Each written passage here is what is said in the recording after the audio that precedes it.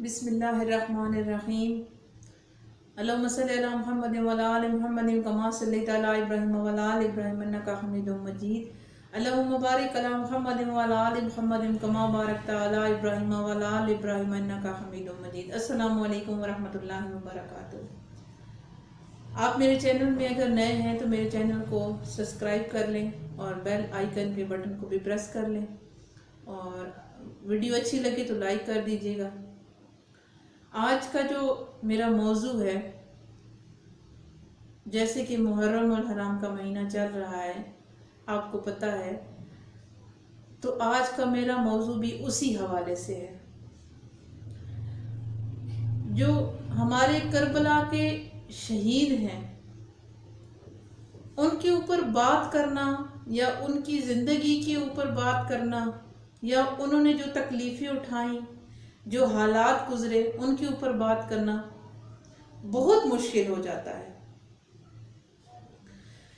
لوگ باتیں کرتے ہیں، لیکن کبھی کبھی کچھ انسان کا دل ایسے نازک ہوتے ہیں کہ وہ اس سچویشن کو، اس سارے منظر کو، انہیں ایسا لگتا ہے کہ وہ ان کی آنکھوں کے سامنے چل رہا ہے اور وہ پھر برداشت نہیں کر سکتے۔ اسی طرح کا معاملات کچھ میرے ساتھ بھی ہیں۔ میں کوشش کرتی ہوں اور چاہتی ہوں کہ میں اس کے اوپر بات کروں، ان شہداء کو یاد کروں، انہیں جو خراج تحسین ہے وہ پیش کروں، لیکن مسئلہ یہ ہے کہ میں اتنی زیادہ ان پہ بات نہیں کر پاتی۔ میں ان کی وہ تکلیف اتنی بیان نہیں کر سکتی، جو انہوں نے تکلیفیں کاٹی، مشکلیں کاٹی، وہ مجھ سے اتنی زیادہ بیان نہیں ہوتی ہیں۔ میں آپ کے سامنے، آپ کے ساتھ کچھ چند باتیں شیئر کروں گی، اور کچھ امام حسن حسین نے جو ان کے قول ہیں، کچھ وہ آپ کے ساتھ شیئر کروں گی۔ اور ایک واقعہ کربلا کے بعد حضرت امام زین العابدین، انہوں کا ایک واقعہ ہے کہ وہ جب بازار سے گزرتے نا، تو جو وہاں کے قصاب تھے اس بازار کے، وہ جب دیکھتے کہ حضرت زین العابدین آ رہے ہیں تو وہ اپنی دکانیں بند کر دیتے تھے اور اپنی چھریاں، ٹوکے اور جو ان کے پاس گوشت پڑا ہوتا تھا اس کے اوپر کپڑا ڈال دیتے تھے۔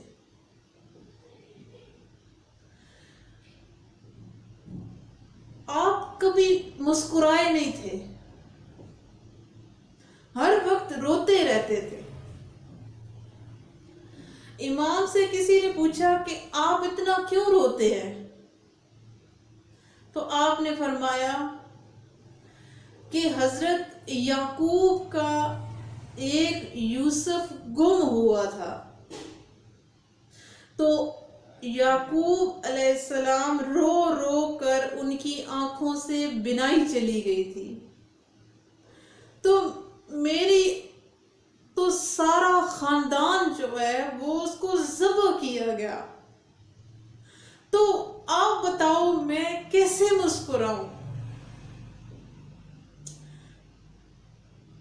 ہم اپنے اوپر اگر یہ چیزیں سوچے تو ہم یقین مانے کہ رونٹے کھڑے دینے کے لیے کافی ہے یہ باتیں۔ شیطان جو کربلا میں کھڑا حضرت امام حسین کا آخری سجدہ دیکھ رہا تھا، تو وہ آسمان کی طرف دیکھ کر کہنے لگا کہ تیری خدائی کو غور سے آج دیکھا ہے، کہاں معلوم تھا نور عالم کہ ایسے بھی ہوتا ہے۔ اے خدا، سجدے سے میں انکار کبھی نہ کرتا، اگر مجھے پہلے پتا ہوتا کہ انسان ایسے بھی ہوتے ہیں۔ اور حضرت امام حسین کا صبر آپ دیکھیں کہ جس کے سامنے جوان بیٹے ہم شکل رسول علی اکبر کے سینے میں برچھی لگی ہو اور جوان بیٹے قاسم کو شہید کیا گیا ہو، اور جس کے سامنے جوان بھائی حضرت عباس کے بازو قلم ہو، اور جن کے 6 مہینے کا بیٹا جس کے دل میں برچھی لگی ہو، جس نے 72 کربلا کی لاشوں کو اٹھایا ہو، جس کے جسم پہ 33 نیزوں کے زخم ہو، جس کے جسم پہ 34 گھاؤ تلواروں کے ہوں، جو ان سب کے باوجود سجدے پہ سر رکھ کر کہے کہ سبحان ربی الاعلی،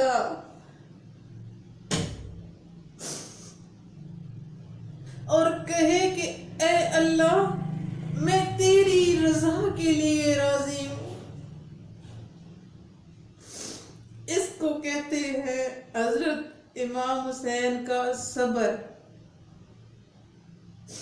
اور ایک بات میں آپ کو بتاؤں کہ 2 شہزادوں کی جنگ نہ کہنا اے لوگو، 2 شہزادوں کی جنگ نہ کہنا اے لوگو، ادھر ارادے الگ تھے، ادھر ارادے الگ تھے۔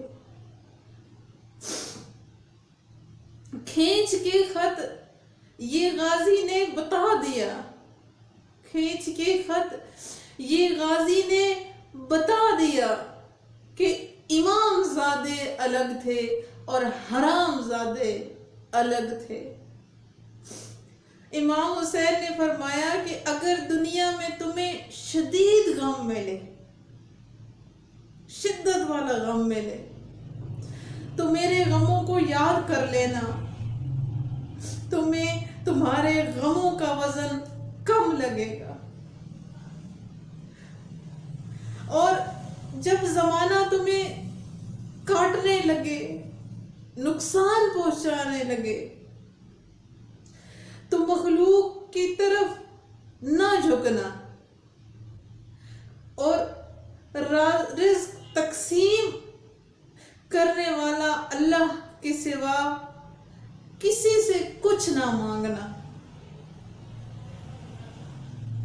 جب تمہاری زندگی میں 2 ایسے راستے آ جائیں کہ ظالم تمہیں گردن اٹھانے نہ دے اور دین تمہیں گردن جھکانے نہ دے،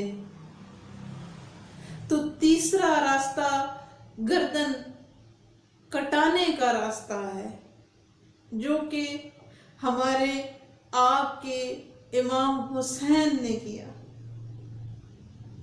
اور حق کے راستے میں سب سے بڑی سخاوت یہ ہے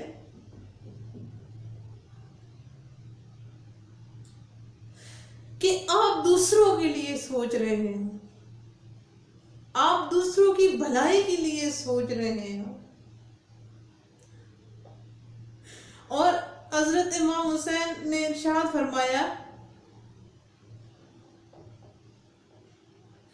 کہ کھانے سے پہلے ہاتھ دھونا فقیری اور غریبی کو ختم کرتا ہے، اور کھانے کے بعد ہاتھ دھونا غم کو دور کرتا ہے۔ حضرت امام حسین نے فرمایا کہ جب تمہیں یقین ہے کہ خدا تمہارے ساتھ ہے، تو پھر کوئی فرق نہیں پڑتا کہ کون کون تمہارے خلاف ہے۔ تمام شہداء کے لیے دعا ہے کہ اللہ تبارک و تعالیٰ ان کے درجات کو اور بلند کر دے، اور ان کے صدقے سے ہمارے بھی گناہ صغیرہ اور کبیرہ معاف فرما دے۔ اللہ سے زیادہ دعا کریں ان دنوں میں، اللہ ہمیں معاف کرے۔ ہمارے چھوٹے چھوٹے جو گناہ ہوتے ہیں نا، اگر ہمیں اللہ، ہم اس پہ شرمندہ ہو رہے ہوں، ہم یہ سوچتے ہو کہ ہم نے یہ غلط کیا، ہم ان پہ ندامت محسوس کریں اور اپنے اللہ سے توبہ کرتے رہیں، تو یقین مانے اللہ بہت غفور الرحیم ہے، وہ معاف کرنے والا ہے۔ ہم وہ عظیم لوگ ہیں جنہوں نے نبی کا گھرانہ، اپنے نانا کے دین کو بچانے کے لیے اپنے پورے کنبے کو ذبح کرا گیا۔ اللہ تبارک و تعالی ہمیں صحیح معنوں میں دین سمجھنے کی توفیق عطا فرمائے، اور اللہ تبارک و تعالی تمام جو لوگ مشکلات میں ہیں، ان شہداء کے صدقے ان کی مشکلات، ان کے غم دور کر دے۔ اللہ ہماری زندگیوں میں آسانیاں پیدا کر دے۔ آمین ثم آمین یا رب العالمین۔